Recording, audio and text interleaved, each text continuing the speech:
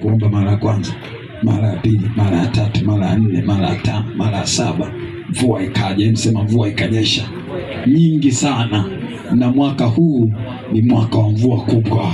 Sema mwaka wa mvua kubwa. Kame haupo tena. Sema ukame haupo tena. Iwe kwenye biashara yangu, iwe kwenye kazi yangu, iwe kwenye maisha yangu, nitaona mvua ikinyesha. Mvua ya fedha itanifuata. Mafuriko ya fedha yatanifuata. Mafuriko ya wateja yatanifuata. Mafuriko ya kazi yatanifuata. Nitachagua mimi niende wapi, kwa jina la Yesu, kwa sababu mimi ni mtawala. Haleluya. Amen. Kwa anasema ndivyo mema yatakavyomjia. Kwa unavyojua nafasi yako, ndivyo mema yanavyokujia. Anasema umjue sana Mungu ili upate amani, ndivyo mema yatakavyo. Sawa? Anayekaa kwenye nafasi yake anajikita sana kumjua Mungu. Jikite katika kumjua sana Mungu. Sasa lazima mtu anaye kaa katika nafasi yake, aliyekaa kwenye nafasi yake, lazima ajue sana neno la Mungu au sheria ya Mungu na aitende. Sio aisikie, aitende. Yesu anasema mkinipenda mtazishika amri zangu.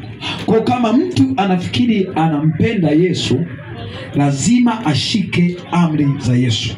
Katika Yohana sura ya 14 mstari wa 15 anasema mkinipenda mtazishika amri zangu.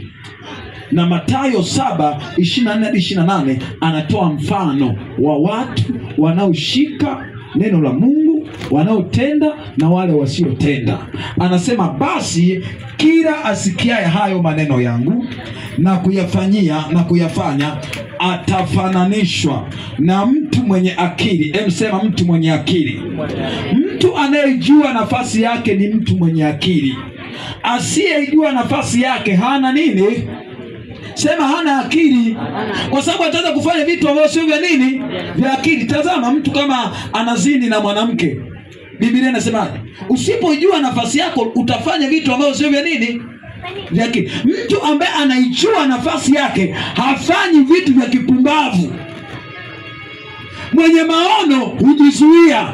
Ukishajua nafasi yako utakuwa umebeba maono. Sema kwa sababu nimebeba maono nitajizuia na mambo mabaya. Kwa mtu ambaye anajua yeye ni nani, anajua anatakiwa kufika wapi, anatakiwa afike, anajua mimi natakiwa nifike mahali fulani, lazima ajizuie na ubaya. Najua kabisa mimi tumaini langu ni Mungu, alafu tena nifanye mabaya, nianze kufanya vitu vinavyomkasirisha Mungu na kuwa natafuta nini. Unajua kabisa, yani nimejua mimi tumaini langu ni Mungu, kwa lazima nijilinde na ubaya. Ayubu alivyojua tumaini lake ni Mungu. Biblia inasema palikuwepo na mtu katika nchi ya Usi. Ni mtu, sio malaika, mtu. Alijilinda. Kumbe mabaya sio kwamba yatakuwa yanakimbia, yanataka yaje, mimi ndio najifanyaje? Najilinda. Washawishi wapo, mimi nafanyaje? Najilinda. Mabaya ya kwa mtu ambaye ana maono yataanza kumjia, lakini yeye atajilinda. Yusufu mke wa Potifa, Yusufu alimfuata mke wa Potifa, mke wa Potifa alimfuata Yusufu. Mke wa Potifa ndiye alimfuata nani? Yusufu. Alikubali akajilinda. Sio ukiwa una maono dhambi itakuogopa, itatai kuchie, ila wewe ndio akujilinda.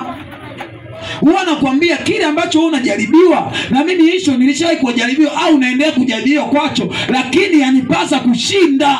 Anasema dhambi iko mlangoni na kuotea, lakini nakupasa kushinda. Dhambi iko mlangoni na kuotea.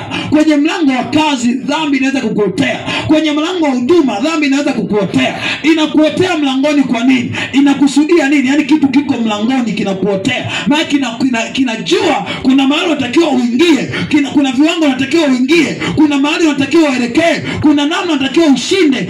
Dhambi inajua kabisa kwamba ukiona dhambi inakujia, kuna kitu inataka kuzuia. Yaani lazima ujue hilo, mtu wa Mungu. Ukiona kuna mtego wa dhambi unakujia, kuna kitu majira yake ya kupata kimefikiwa, au umefikia majira ya kupata, ndio ufanye kuzuia. Usifikiri una bahati. Kuna watu wanaona kama vile kutenda dhambi za ni bahati. Nisikujua kabisa. Sikujua. Sikutarajia kwamba atanichagua mimi katikati ya binti wengi. Amekuchagua kwa namna gani? Kwa ajili ya nini? Lazima ujiulize. Haleluya. Injili imebadilika, ndio. Nasema tena, dhambi lazima ikemewe. Haleluya. Amen. Amen.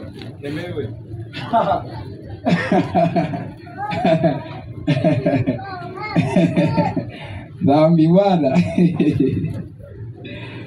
Mimi ni adui yake kweli kweli. Dhambi ikiniona inanichukia. Sasa turudi kwenye somo. Anasema kwamba somo letu leo lilikuwa jepesi kidogo. Somo letu linasema ijue nini? Ijue nafasi yako. Ukae katika hiyo. Sasa tumeona dhambi sasa inataka kututoa kwenye nafasi, si ndio? Kuna mtu anaweza kama amejua nafasi, ndio sasa ijue na ukae katika. Unaweza kaijua afu ukai. Lengo ni nini? Sababu ni nini? Dhambi inamtoa mtu kwenye nini? Kwenye nafasi. Ikukalishe mahali pengine ambapo sio pa kukaa wewe. Wewe mchungaji daktari kabisa yuko sehemu ambayo kutakiwa kukaa. Kuna mtu mwingine anajua kabisa mimi ni hivi, natakiwa nifike pale, lakini kuna wakati sasa dhambi inataka kutoa hivi. Jina la Yesu. Sasa anasema mtu mwenye akili mtu anayesikia maneno yangu na kuyafanyia kazi amefananishwa na mtu mwenye akili aliyejenga nyumba yake juu ya mwamba. Ikaja mafuriko, ikaja tufani. Sasa kitu cha ajabu nataka nikwambie, iwe mtu ana akili ama ni mpumbavu, majaribu yanapokuja kipimo ni kimoja. Narudia tena. Majaribu hayaji kwako kwa sababu tunajua yaje mengi au ujui yaje kidogo. Shetani kishambulia, anashambulia tu aidha unajua ama ujui. Anachoangalia wewe si mzee umeokoka, anaangalia chapa ya Yesu uko nayo, unakiri na nimeokoka basi. Shetani kukushambulia haangalii kiwango chako cha maarifa, anaangalia tu umesema nimeokoka, anadili na wewe. Kwa anasema kwamba mtu sasa Yesu ambaye anasikia, ndio maana anasema huyu mtu mwingine anasikia ili hayafanyii kazi. Anasema huyo ni mpumbavu. Kusikia tu usiyafanyie kazi unafananishwa na mtu aliyejenga nyumba. Nyumba amejenga ili amejenga kwenye mchanga. Yakaja mafuriko, ikaja tufani. Kinachokuja kwa mtu mwenye maarifa au jaribu linalomjia mtu mwenye maarifa, kiwango kile kile kinamwendea mtu asiyekuwa na maarifa. Ndio maana Yesu anasema watu wangu wanaangamizwa kwa kukosa nini? Maarifa. Kwa sababu shetani yuko serious kuliko unavyofikiri. Shetani kazi yake ni tatu: achinje, aharibu, aibe. Kwa hiyo usifikiri kwako atakuja atapunguza moja sana, nitakuja nitaongea naye, nitakuja kupiga story. Lengo ni lile. Unajua Mungu ama ujui? Kitendo cha kusema nimeokoka, nimekupokea Yesu kama Bwana Mwokozi wa maisha yangu, kinachofuatia ni kuwa mwanafunzi, kujifunza kuwa na maarifa ya Mungu. Usipokuwa na maarifa ya Mungu, shetani ni adui wa mtu yoyote ambaye anasema nimeokoka. Hakupigi vita ni kwa sababu unajua ama ujui. Kitendo tu cha kusema nimeokoka yuko na wewe. Haleluya. Sasa ni nini? Lazima unaposikia maneno ya Yesu au neno la Mungu lifanyie kazi. Hivyo ndipo utaweza kufanikiwa na kuwa yule mtu ambaye unatakiwa kushinda. Utashinda kwa sababu uko na maarifa. Mwenye maarifa ya Mungu atatawala. Asiye na maarifa ya Mungu atatawaliwa. Hiyo iko wazi. Mwenye maarifa ya Mungu atatawala. Mtu sio kwamba anashindwa kutawala eti kwa sababu watu wamsupport. Sawa, watu wanisupport. Sio watu, unajua nini? Wakusupport katika nini? Ukiwa unamjua Mungu, kumjua kule Mungu ndio kutaleta vitu, kutaleta watu, kutaleta na vitu. Usipomjua Mungu, upati watu, upati vitu. Haleluya. Sasa kuna mtu ndipo saa anaanza kushangaa, mimi ikoje kwangu? Lazima uanze kumjua kwanza Mungu. Mema ndivyo anafanyaje, yanakujia. Kumbuka katika Yohana anasema